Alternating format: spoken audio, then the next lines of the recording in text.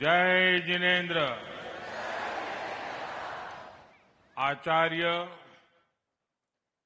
भगवंत श्री पद्मसागर सुरेश्वर जी महाराज साहेब, गुजरात के गवर्नर आचार्य देवव्रत जी, मुख्यमंत्री श्री भूपेंद्र भाई, राज्य के उप मुख्यमंत्री भाई हर्ष संघवी जी, परम पूज्य आचार्य भगवंत, पूज्य साधु भगवंत, साध्वी जी भगवंत, इस पवित्र सभा में उपस्थित समस्त आचार्यगण और मुनि भगवंत, माननीय दानवीर, विद्वज्जन, देवी और सज्जनों, आज भगवान महावीर जयंती के पावन पर्व पर मुझे इस पवित्र जैन तीर्थ आने का सौभाग्य मिला है। सर्वप्रथम मैं भगवान महावीर के चरणों में प्रणाम करता हूं। मैं कोबा तीर्थ से सभी देशवासियों को भगवान महावीर जयंती की शुभकामनाएं देता हूं। साथियों, मैं आज परम पूज्य आचार्य श्री कैलाश सागर सुरेश्वर जी महाराज साहब की स्मृति को भी वंदन करता हूं। उनके स्वप्न ने कोबा की इस धरती पर ज्ञान और श्रद्धा का यह महान केंद्र स्थापित किया है। कोबा तीर्थ की ये स्थली आध्यात्मिक शांति से ओतप्रोत है। जिस स्थान की ऊर्जा ऐसी अलौकिक हो, जिसमें इतने जैन मुनियों की, संतों की तपस्या जुड़ी हो, वहां सृजन और सेवा ये अपने आप प्रस्फुटित और संचालित होते हैं। मैं तो बरसों से देखता आया हूं कि कोबा तीर्थ में कैसे अध्ययन, साधना और संयम की सतत परंपरा चली आ रही है। यहां मूल्यों का संरक्षण होता है, संस्कारों को संबल मिलता है और ज्ञान का पोषण होता है। ये त्रिवेणी भारतीय सभ्यता का आधार है। इस त्रिवेणी को अविरल बनाए रखना ये हम सबका दायित्व है।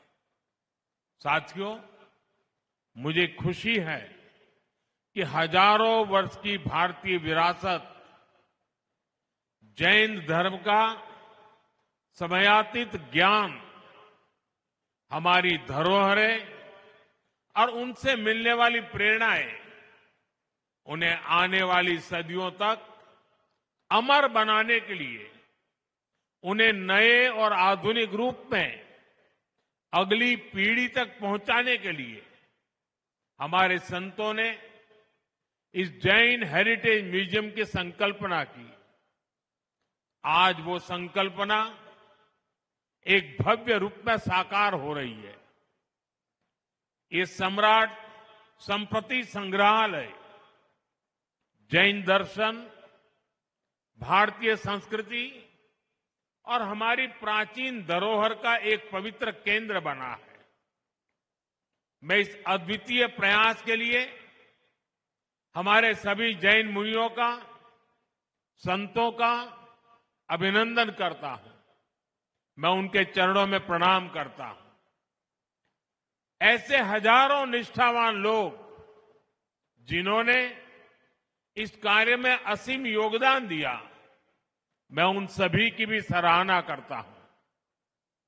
भाइयों बहनों, जब हम अनादि ज्ञान को नई पीढ़ी तक पहुंचाने के लिए इनोवेशन करते हैं, नयापन लाते हैं, तो इससे हमारी विरासत भी समृद्ध होती है और आने वाले कल को भी प्रेरणा मिलती है। सम्राट संप्रति संग्रहालय ये भारत के कोटि कोटि लोगों की धरोहर है। ये भारत के गौरवशाली अतीत की धरोहर है। मैं इसके लिए सभी देशवासियों को बहुत बहुत बधाई देता हूं। साथियों, सम्राट संप्रति ये केवल एक ऐतिहासिक राजा का नाम नहीं है। सम्राट संप्रति एक ऐसे सेतु है जो भारत के दर्शन और व्यवहार को जोड़ते हैं। क्योंकि जब हम इतिहास में झांकते हैं तो हम देखते हैं कि दुनिया की कई सभ्यताओं में महान विचारकों और दार्शनिकों ने जन्म लिया। मानवता के आदर्श भी अलग अलग परिभाषाओं में घड़े गए, लेकिन जब सवाल सत्ता और शक्ति का आया, कई शासकों ने आदर्शों और मूल्यों को किनारे कर दिया।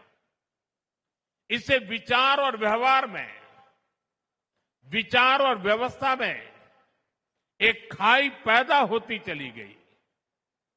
लेकिन भारत में सम्राट संप्रति जैसे शासक हुए जिन्होंने सत्ता को सेवा और साधना मानकर काम किया। जहां एक और कुछ शासकों ने हिंसा को हथियार बनाकर शासन किया, वही सम्राट संप्रति ने सिंहासन पर बैठकर अहिंसा का विस्तार किया। उन्होंने सत्य, अस्तेय और अपरिग्रह का प्रचार प्रसार किया। इतनी निष्पृहता से, इतने निस्वार्थ भाव से शासन को सेवा का माध्यम मानकर जीवन जीना, ये सीख हमें भारत के अतीत से ही मिलती है। इसी अतीत को हम इस म्यूजियम में सहेज रहे हैं। साथियों, मैं देख रहा था, इस म्यूजियम को डिजाइन भी ऐसे किया गया है, इसमें हर कदम पर भव्य भारत की पहचान के दर्शन होते हैं। इसकी 7 दीर्घाएं, हर दीर्घा भारत की विविधता और सांस्कृतिक संपन्नता का उद्घोष करती है। प्रथम दीर्घा में हमें नवपद के दर्शन होते हैं। नवपद यानी अरिहंत, सिद्ध, आचार्य, उपाध्याय और साधु। सम्यक दर्शन, सम्यक ज्ञान, सम्यक चरित्र और सम्यक तप, अर्थात हम उनसे सीखें जिन्होंने स्वयं तप करके जीवन को जीना है, और जो ज्ञान हम प्राप्त करें वो सम्यक हो, हमारा चरित्र सम्यक हो। क्योंकि ज्ञान जब सम्यक होता है तो वो समता और सेवा का आधार बनता है।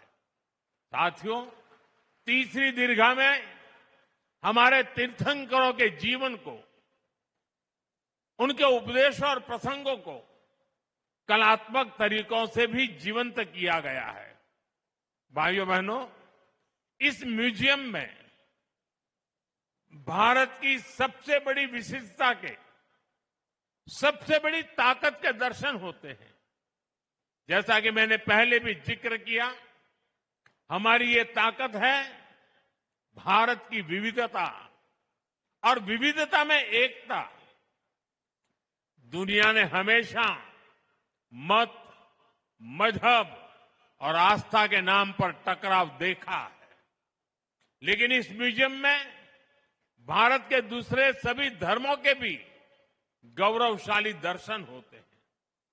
वैदिक और बौद्ध परंपरा, वेद, पुराण, आयुर्वेद, योग, दर्शन, विभिन्न परंपराओं के सभी रंग एक साथ इंद्रधनुष की तरह उपस्थित हो, ये भारत में ही हो सकता है।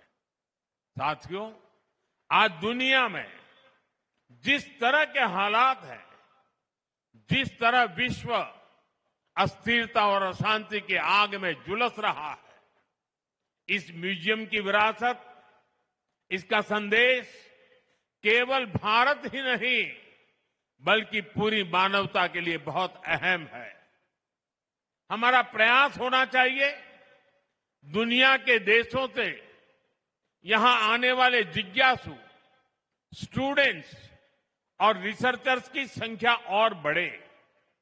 जो लोग यहां आए वो भारत की जैन धर्म की शिक्षाओं को विश्व के कोने कोने में पहुंचाए। साथियों, भारत में ज्ञान हमेशा से एक मुक्त प्रवाह रहा है। हर युग में तीर्थंकरों और ऋषियों मनीषियों का अवतार हुआ। ज्ञान का संकलन बढ़ता चला गया। समय के साथ बहुत कुछ नया जुड़ता गया।